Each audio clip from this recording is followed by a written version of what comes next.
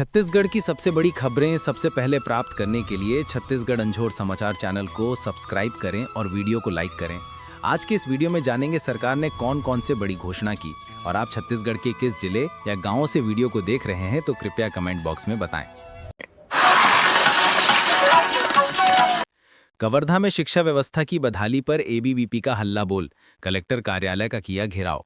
कवर्धा में शिक्षा व्यवस्था में सुधार की मांग को लेकर एबीवीपी का उग्र प्रदर्शन। कवर्धा छत्तीसगढ़ के वनांचल जिले कवर्धा में शिक्षा व्यवस्था और स्कूलों की बदहाली का मुद्दा तूल पकड़ चुका है। जिले के स्कूलों, आश्रम और हॉस्टलों में बदइंतजामी की खबरें आ रही हैं। यहां लगातार कई घटनाएं हो रही हैं। इसे लेकर एबीवीपी ने अपना विरोध जताया है। इसे लेकर मंगलवार को अखिल भारतीय विद्यार्थी परिषद एबीवीपी के सैकड़ों कार्यकर्ताओं ने जोरदार प्रदर्शन किया। एबीवीपी ने निकाली रैली। एबीवीपी कार्यकर्ता पीजी कॉलेज परिसर से रैली निकालते हुए कलेक्टर कार्यालय पहुंचे। इसके बाद मुख्य द्वार के सामने बैठकर जिला प्रशासन और कलेक्टर के खिलाफ नारेबाजी की। इस दौरान पुलिस बल द्वारा छात्रों को रोकने की कोशिश की गई, लेकिन वो असफल रही। प्रदर्शनकारी मुख्य द्वार तक पहुंचकर बैठ गए। एबीवीपी के कार्यकर्ता कलेक्टर को ज्ञापन सौंपने और 10 सूत्रीय मांगों पर तत्काल कार्रवाई को लेकर अड़े रहे। 1 घंटे तक चला हंगामा। करीब 1 घंटे चले हंगामे के बाद कलेक्टर ने छात्रों के प्रतिनिधि मंडल को सभागार में बुलाकर चर्चा की। बैठक के दौरान एबीवीपी के पदाधिकारियों ने जिले में शिक्षा व्यवस्था की गिरती स्थिति, छात्रावासों में अव्यवस्था, सुरक्षा की कमी और प्रशासनिक लापरवाही जैसे मुद्दों को प्रमुखता से उठाया। कलेक्टर ने 9 बिंदुओं पर शीघ्र समाधान का आश्वासन दिया। वहीं पीजी कॉलेज में कथित गबन केस की उच्च जांच की बात कही है।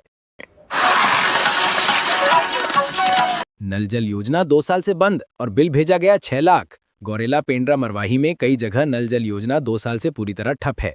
गौरेला पेंड्रा मरवाही के ग्राम पंचायत नगवाही में उस समय हड़कंप मच गया जब 2 साल से बंद पड़ी नल जल योजना के तहत लगाए गए मीटर में लगभग 6 लाख रुपए का बिजली बिल पंचायत को मिला। इस भारी भरकम बिल ने पंचायत को मुश्किल में डाल दिया है। नल जल योजना का बुरा हाल।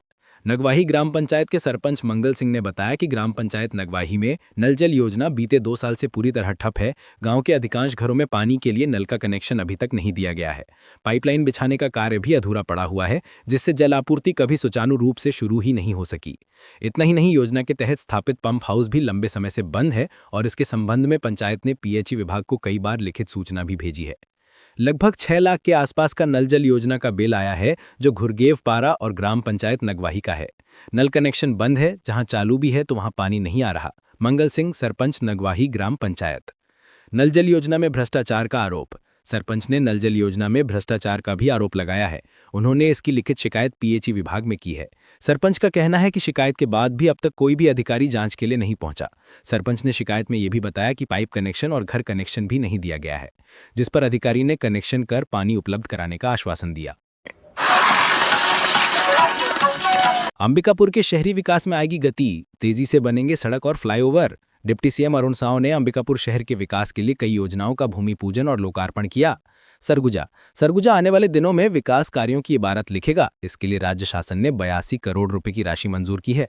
डिप्टी सीएम और पीडब्ल्यूडी मंत्री अरुण साव ने सोमवार को नगर निगम अंबिकापुर और सरगुजा की जनता के लिए करोड़ों के विकास कार्यों का भूमि पूजन और लोकार्पण किया। इसके साथ ही डिप्टी सीएम ने अटल परिसर का उद्घाटन किया। नरेंद्र मोदी के विजन और साई के नेतृत्व का कमाल। डिप्टी सीएम अरुण साव ने कहा कि प्रधानमंत्री नरेंद्र मोदी के विजन और मुख्यमंत्री विष्णुदेव के नेतृत्व में सरगुजा में तेजी से विकास हो रहा है। 24 माह के अंदर ही अंबिकापुर के शहरी विकास के लिए 209 करोड़ से ज्यादा की राशि स्वीकृत हुई है। सरगुजा संभाग में लोक निर्माण विभाग से 1737 करोड़ रुपए की प्रशासकीय स्वीकृति जारी की गई है, जिससे पूरे संभाग में सड़कों का कायाकल्प होगा। अंबिकापुर शहर को ट्रैफिक जाम से निजात दिलाने के लिए फ्लाईओवर निर्माण की प्रक्रिया प्रगति पर है। जल्दी इसका काम भी धरातल पर आएगा। Arun Sao, deputy CM. Indigo संकट, उड़ान रद्द करने पर एयरलाइंस प्रबंधन को छत्तीसगढ़ सिविल सोसाइटी ने भेजा कानूनी नोटिस। इंडिगो संकट के कारण देश भर के हवाई अड्डों में अफरा तफरी का माहौल है। अचानक उड़ानें रद्द होने से यात्री परेशान हो रहे हैं। रायपुर, देश भर में इंडिगो एयरलाइंस पिछले 6 दिनों में 3450 से ज्यादा उड़ान रद्द कर चुका है। इसके खिलाफ छत्तीसगढ़ सिविल सोसाइटी ने कड़ा रुख अपनाते हुए एयरलाइन प्रबंधन को लीगल नोटिस जारी किया है। सोसाइटी के संयोजक डॉक्टर कुलदीप सोलंकी ने ये नोटिस इंडिगो एयरलाइंस के प्रबंध निदेशक या मुख्य कार्यकारी अधिकारी को भेजा है, जिसमें इस बात का उल्लेख है कि ये कदम न केवल यात्रियों के अधिकारों का उल्लंघन है, बल्कि भारतीय कानूनों और नागरिक उड्डयन नियमों की भी खुली अवहेलना है। छत्तीसगढ़ सिविल सोसाइटी के संयोजक डॉक्टर कुलदीप सोलंकी ने बताया कि इंडिगो एयरलाइंस ने बिना किसी पूर्व सूचना और बिना पारदर्शी कारण बताए अत्यंत मनमाने ढंग से हजारों यात्रियों की यात्रा योजनाओं को बाधित किया। यात्रियों को भारी आर्थिक नुकसान, मानसिक कष्ट और समय की हानि का सामना करना पड़ा है। प्रभावित लोगों में वरिष्ठ नागरिक, बच्चे, महिलाएं, रोगी और व्यापारी बड़ी संख्या में शामिल हैं।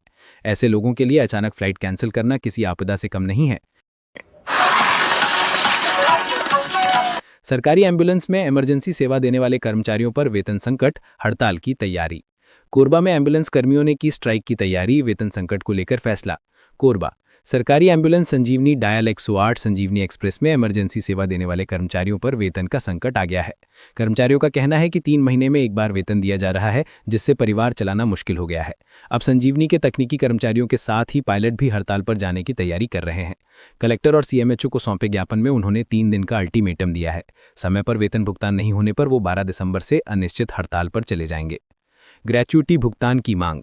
डायल 108 पर लोगों को इमरजेंसी एम्बुलेंस की सेवा सरकार प्रदान करती है। कोरबा जिले में इसमें लगभग 50 कर्मचारी हैं। कुल 11 एम्बुलेंस है। औसतन 4 से 5 कॉल प्रतिदिन प्रति एम्बुलेंस द्वारा अटेंड किए जाते हैं। इमरजेंसी एम्बुलेंस में सेवा देने वाले कर्मचारियों को 2019 से होने ग्रेच्युटी का भुगतान नहीं किया गया है। 12-12 घंटे तक का काम लिया जाता है, लेकिन महज 9,910 रुपये का वेतन प्रदान किया जाता है। पीजी सीटों में स्टेट कोटा 25% किए जाने पर छात्रों का काला बैंड विरोध तेज हुआ। छत्तीसगढ़ विधानसभा के शीतकालीन सत्र में मुद्दा उठाने की मांग। रायपुर भीमराव अंबेडकर अस्पताल के बाहर सोमवार को मेडिकल छात्रों ने राज्य सरकार द्वारा पीजी सीटों में राज्य कोटा 50% से घटाकर 25% किए जाने के खिलाफ काली पट्टी बांधकर मौन प्रदर्शन किया। छात्रों ने हाथों में तख्तियां लेकर न सिर्फ सरकार के निर्णय का विरोध किया, बल्कि स्पष्ट मांग की कि इस मुद्दे को छत्तीसगढ़ विधानसभा में तत्काल उठाया जाए और 50% राज्य कोटा जल्द बहाल किया जाए। हमारा भविष्य सुरक्षित करो, काली पट्टी बांधकर शांतिपूर्ण प्रदर्शन। अस्पताल के मुख्य द्वार पर इकट्ठा हुए छात्र छात्राओं ने अपनी बाहों में काली पट्टी बांधी और हाथों में विरोध संदेश लिखी तख्तियां लेकर सरकार तक अपनी आवाज पहुंचाई। उनकी तख्तियों पर लिखा था, पीजी में छत्तीसगढ़ का हक लौटाओ, 50% राज्य कोटा बहाल करो, हमारे भविष्य के साथ खिलवाड़ मत करो। इस दौरान उन्होंने कैंडल भी जलाकर अपना विरोध दर्ज कराया। पीएम आवास योजना में देरी पर रायपुर वासियों का गुस्सा फूटा, कांग्रेस ने किया नगर निगम का घेराव। छत्तीसगढ़ की राजधानी रायपुर में पीएम आवास योजना को लेकर कांग्रेस ने मोर्चा खोल दिया है। रायपुर छत्तीसगढ़ के पीएम आवास योजना को लेकर सियासी घमासान देखने को मिल रहा है। रायपुर में पीएम आवास योजना की किश्तों का भुगतान नहीं हो पाया है। इस वजह से रायपुर के लोग बेहद परेशान हैं। महीनों से किश्त न मिलने से गरीब लोगों में गुस्सा है। कांग्रेस ने इस मुद्दे को बड़ा राजनीतिक हथियार बना लिया है। वहीं नगर निगम ने 20 दिसंबर तक 800 लाभार्थियों को राहत देने का वादा किया है। लोगों ने रायपुर नगर निगम का घेराव किया। पीएम आवास के घर की चाह में पहले तो लोगों ने पुराने मकान तोड़ दिए, इसके बाद वो किराए पर रहने लगे। इस बीच उन्हें पीएम आवास की राशि नहीं मिल रही है, जिससे वे बेहद परेशान हैं। लोगों ने सोमवार को नगर निगम मुख्यालय का घेराव किया। प्रधानमंत्री आवास योजना के तहत मकान निर्माण की पहली, दूसरी और तीसरी किस्त का अब तक भुगतान नहीं हो सका है। इस वजह से लोगों में काफी गुस्सा है। इस वजह से रायपुर के 200 से अधिक लाभार्थी सोमवार को नगर निगम मुख्यालय के बाहर बैठ गए। लोगों ने बताया कि नए घर की उम्मीद में अपना पुराना मकान तोड़ दिया, किराए पर रहने लगे और अब महीनों गुजरने के बाद भी सरकारी किस्त जारी नहीं हुई है। ट्रिपल इंजन की सरकार ने वादा नहीं किया। कई परिवार कर्ज लेकर घर पूरा करने की सोच रहे हैं। प्रदर्शन के दौरान महापौर मीनल चौबे के खिलाफ जमकर नारेबाजी हुई और भाजपा की ट्रिपल इंजन सरकार पर वादा खिलाफी का आरोप लगाया गया।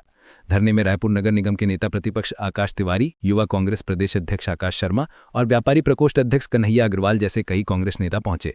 नेताओं ने दावा किया कि भाजपा की ट्रिपल इंजन सरकार ने गरीबों के मकान छीन लिए हैं और केंद्र की नई प्रक्रिया के नाम पर भुगतान को रोक दिया गया है। करीब 2 घंटे तक चले घेराव के बाद कांग्रेस नेताओं ने निगम अधिकारियों से बात कर समाधान की मांग रखी।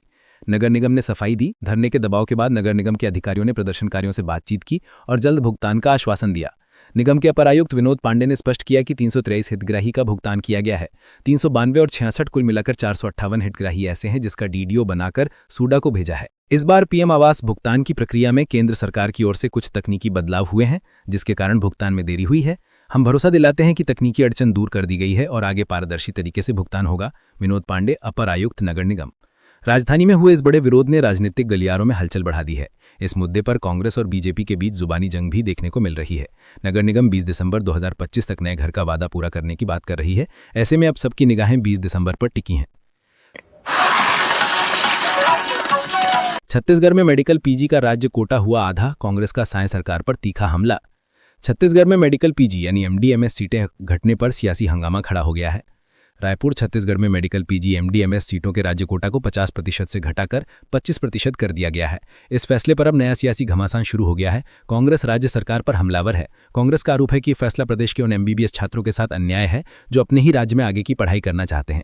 छत्तीसगढ़ के स्टूडेंट्स के साथ अन्याय। कांग्रेस चिकित्सा प्रकोष्ठ के अध्यक्ष डॉक्टर राकेश गुप्ता ने इसे छात्र विरोधी और छत्तीसगढ़ विरोधी बताया है। उन्होंने साय सरकार से इस फैसले को तुरंत वापस लेने की मांग की है।